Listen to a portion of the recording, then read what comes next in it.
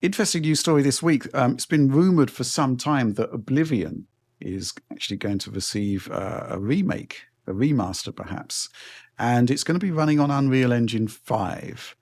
Lots to talk about on this one, Alex. Yes. I'm going to venture to suggest it's going to be one of these things similar to the way Blue Point handles remasters, or the way I think the new Metal Gear Delta works, where Unreal Engine is essentially a wrapper around the original engine. Possibly that would make sense. I just can't imagine Unreal Engine 5 being able to do things that the original Bethesda engine does. Yeah, I'd agree with that. All the things, they would have to essentially reprogram everything into Unreal Engine 5. And it seems like an absolute waste of time when the gameplay code is already there. And you could, almost like RTX Remix, essentially replace the rendering. That is much more doable. I'd be very curious, though, what that CPU workload looks like. I would be very curious to see what that looks like. But I think this is a really cool idea because there's a really great opportunity here to fix aspects of Oblivion along with giving people access to a game that, a lot of people are younger and maybe didn't play it on Xbox 360 or PS3 or PC back in the day. And this is a really great opportunity to play it again and maybe go back in and tweak some things. On the visual side, I think what they need to do is ensure that it's very bloomy and strange looking, just like the original. Is that a technical term? That is a very technical term, bloomy and strange. I think there's a white paper on that one. And they also, water needs to look great. It needs to be wonderfully green. It's got to have those teals. There's a certain look that I think they abandoned after that when they moved to Skyrim, where it was much more earthen toned, and Oblivion almost looks like a fantasy novel cover that you'd pick up at like a $1 store. It's very, very, very particular look that I hope they maintain. On the gameplay side, I would be really excited to see them get rid of auto leveling of the world alongside you.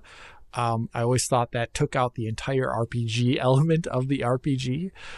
It was like you would get better, but then your enemies would get better. So the sense of progression was limited to abilities, which just kind of scaled in a way that wasn't ever satisfying. People like to farm in RPGs. You couldn't really farm in Oblivion other than getting a bunch of stuff. It's also an opportunity to revisit some of the dungeons. There's a lot that can be done here, but there's only so much that can be done at the same time if they do end up using the gameplay code from back then. I'd be curious to see if the game actually does run above 60 FPS without causing big issues. The original game has big issues above 60 FPS. I'd be curious to see also if they would keep in the janky animations from the original game, or if that would be a different thing entirely. I don't know what is technically possible. This would be one of the first times we've seen something scaled from this generation of hardware in this manner. So there's a whole lot of open questions I've had, but apparently it's also like imminent, like it might be shadow dropped. Yeah. This is the report that's apparently from noted leaker Nate the Hate. I say leaker. Basically, he's report. This is the thing that kind of I find quite frustrating. It's totally irrelevant. But he's not the leaker. He's reporting a leak that's happened. He didn't leak it. He doesn't work for Bethesda or whoever. But yeah, anyway, there is an interesting leak here saying that that yes, there'll be some marketing soon, and then the game will be available very, very soon after. Which I'm quite, I'm on board with. There's also discussion on what's going to be changing. 6 reworked systems, according to this Video Games Chronicle report, which includes stamina, sneaking, blocking, archery, hit reaction, and HUD. Improvements to the game's blocking system have reportedly been inspired by Souls-like games, while sneak icons are now highlighted in the new system, according to MP1ST. So it does look as though they are going to be making some gameplay changes at least. Mm-hmm. It seems to be that Virtuos is working on it, which they've got a bit of a spotty track record. Just thinking back to that 45 FPS cap on Arkham Asylum. Yeah. choice necessarily. All right. Any thoughts on this one, Oliver? This project has been like rumored for so long now. I think it initially leaked out in the Acta Blizzard court documents with the Microsoft acquisition way back when, that previewed the original design for the next generation Xbox, among other things. But here it sounds like the graphics are going to be probably fully remade in UE5. I have seen some fan efforts that have taken the original models and environment and things like that from Oblivion into Unreal Engine 5, and it actually looks pretty all right there with the improved lighting and things like that. But I'd presume here it will be a more substantial effort given the time and amount of money they've presumably poured into this.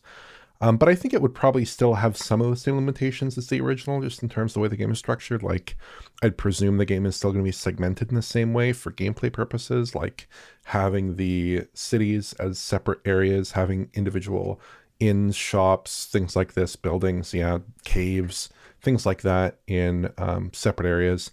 I'd hope, though, that there are some gameplay systems they could touch up. Like Alex said, that level scaling was kind of awkward.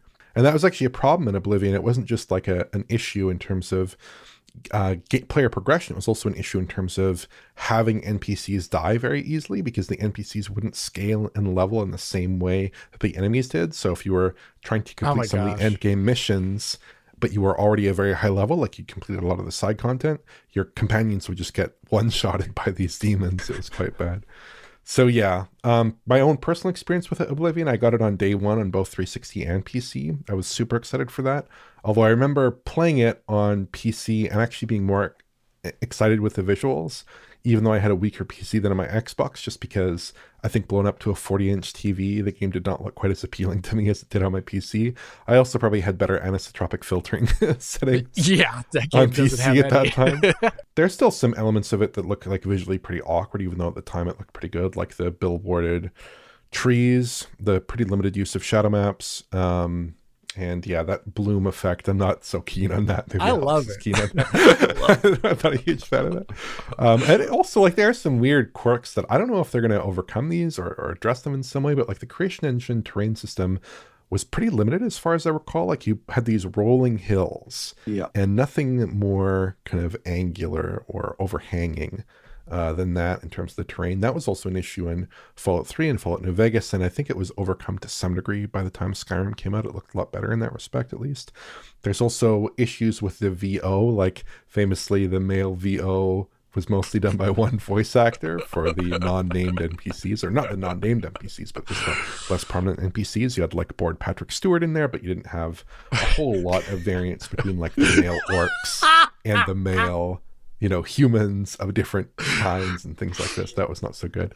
But yeah, there are a number of areas they could touch on, but also there's a certain charm to Oblivion and a certain charm to how like broken the Radiant AI could be, and certain charm to the voices, and charm to Board Patrick Stewart, and charm to like the way the faces look so awkward. I don't know what elements necessarily that you want to improve in a really wholesale way to get it up to that modern experience, or if you want to kind of leave it in the middle a little bit and have some of that kind of rustic elements still in the mix potentially for players. Mm-hmm. Yeah. I'm reminded of Star Trek the Animated Series, Alex, where basically Scotty and Nurse Chapel did all the other voices. It's the exact same, yeah. They all sound like variations on the same human. It's incredible. Okay, well, it sounds as though we should be finding out about this sooner rather than later, if these rumors are to believe. So, I guess we'll be on top of that if and when it emerges.